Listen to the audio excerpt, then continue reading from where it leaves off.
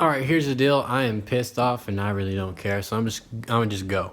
And we'll just get right into it. You hashtag resist types. Y'all are not the resistance. Your ideology is backed by the corporate press and the powers that be. You're not the resistance. And y'all crazies on the right either. You're not the resistance either. You still showed up to the ballot box for these fools, man. You do realize that they're the ones letting this stuff happen, right? They may not be leading the charge, but they're not exactly trying to intervene either. So with that, stop trying to make these bogus comparisons and contrasts between your demonstrations. It's not even close. Of course, Joe Biden knew what he was talking about when he said it would not even be close to the same thing if Black Lives Matter would have done the same thing. Because first of all, they wouldn't have even done the same thing, because that would imply that they're actually targeting the core of the issue, which they have hardly any track record at all of doing, which even if they were to do that, of course they would be met with violent opposition because they have a long history of violence, almost a decade long. So of course it's different. Stop making that comparison. And stop cherry picking the clips and the photos that you're gonna share to put them next to each other and talk about, oh, our side's a peaceful side. Ours knows better. Ours is mature. No, you're not. There are no saints here. You've all done your share of fighting and aim calling. Stop the blame game. And speaking of, quit acting like it's a game and quit acting like we're competing. This is America after all. This is supposed to be us working together. Hello. But that is exactly why I stand so firmly on this idea that none of you actually want a real solution, do you? And the whole focus of this video is that if you do truly want solutions, then start acting like it. Stop pointing the blame at people that have done nothing wrong. Stop lashing out at people that had nothing to do with the situation just because you're mad. And quit acting like we're supposed to be at wits with one another, because we're not. That's what the powers that be would have us believe, but as we know, they're all pathological liars. Because truth be told, we actually have a lot in common if we just get a good look at each other. And I shouldn't make this comparison, but I'm going to anyway. I mean, take for example, me and Lily. Very clear tension, clear opposition, clear difference of opinion, but we have some things in common. There are some things that we can agree on. For one, there is a problem with the state and its aggression, and we're constantly coming closer to living in a fascist state. But where we lose each other is where she would focus more on the racism and the misogyny as to where I would just focus on the state itself. And to me, the road that she chose to take is very unproductive, and I'll explain why. Because as opposed to just attacking the core of the issue, she tries to find a boogeyman that she can actually reach, or one that she thinks she can reach, which is where she'll point the finger at guys like me, or maybe even some of you. This could be knowingly or unknowingly, or maybe she genuinely just doesn't think that that is an achievable goal, but that's no way to think. Because, and you'll hear a lot of people say this, and it's cliche and stupid, but if you're not willing to go too far, you'll never go far enough. But then somebody will talk about, well, what about the riots in Minneapolis and Atlanta? Like, what's the deal there? I condemn those openly, not even because they were violent, and I've spoken on this before. I never suggested that anyone's demonstration needed to be peaceful. I only ever suggested that they'd be effective if they exclusively targeted the aggressors, but that's not what most of these people did. Which is why I am 100% okay with what happened at the Capitol.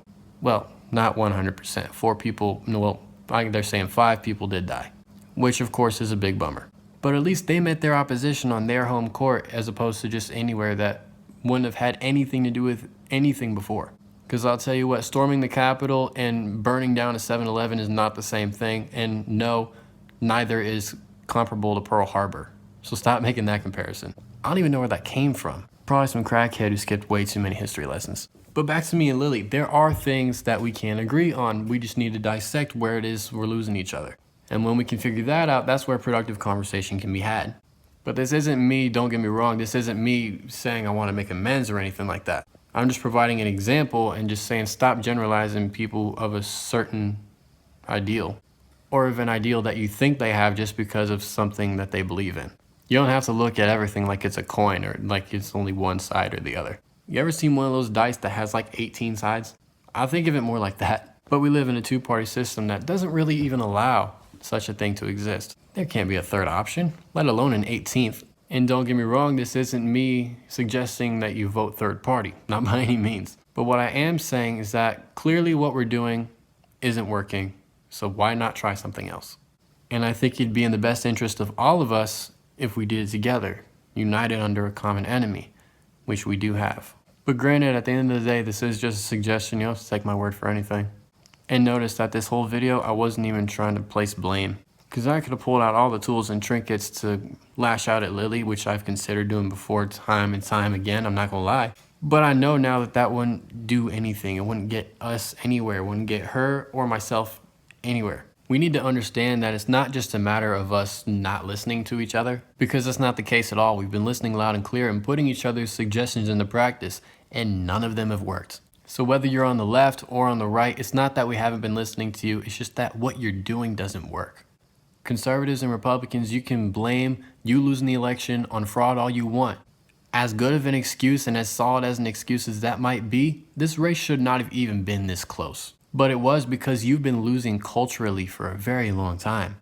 And the silent majority is like a courtesy card. It's only valid for one-time use. You can't stay silent for 4 solid years and expect everything to happen just the way that it did the last time. Because your opposition has been working vigorously to change people's minds, and clearly it worked. You should have been doing the same thing, but you weren't. But you leftists, don't you dare think that you're off the hook, because you're not.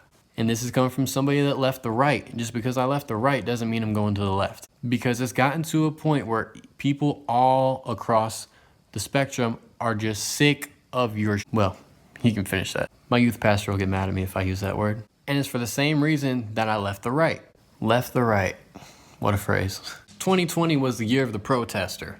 And y'all got so wrapped up in the method that y'all even forgot what your goals were. Which I should hope that your goals lead to liberty and justice for all. You are an American, for crying out loud. I should hope that your intentions were coming from a very pro-freedom point of view. But if they weren't, then you really need to reevaluate your position. The truth of the matter is we all want the same things. At least, I hope we do. But before we try to dissect how it is we're even gonna get there, we need to first determine where it is we're even going. Because right now, everything's just moving, and we have no sense of direction. Nobody seems to know where they're headed, or even why they're headed there. So how about, if you haven't done this already, you step back and evaluate what it is you want, figure out how it is you're gonna get there before you just do a bunch of stuff. And this goes for me too. I'm not lecturing for no reason. I've felt like crap all day, and I just needed to get this out of my system. It's hard to make these videos because they're convicting but yet liberating at the same time. And if to any degree you get the same feeling, then be sure to like the video and hit the notification bell wherever it is you're seeing this, because this will likely not be the last video I ever make like this. Because we've come a long way, and that would be exactly why we got a long way to go. And once again, I figure if we're all gonna head that direction, we might as well go together. Might as well carpool. But anyways, lastly, my single, Growing Up is Overrated, pre-order will be available Sunday the 10th, and then the song will be out January 24th. That's my birthday. That's almost 2 weeks from now, so tune in for that. Anyways, that is all. I'll see you later.